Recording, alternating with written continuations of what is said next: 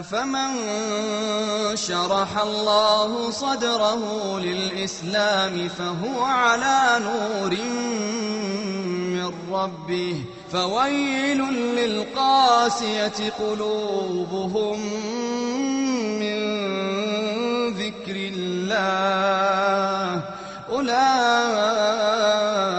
في ضلال مبين.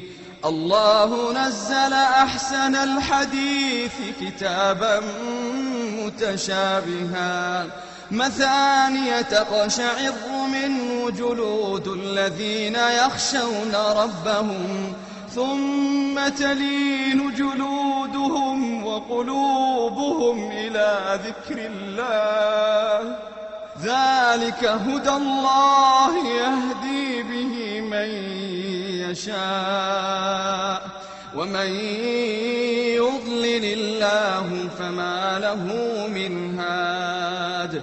أفمن يتقي بوجهه سوء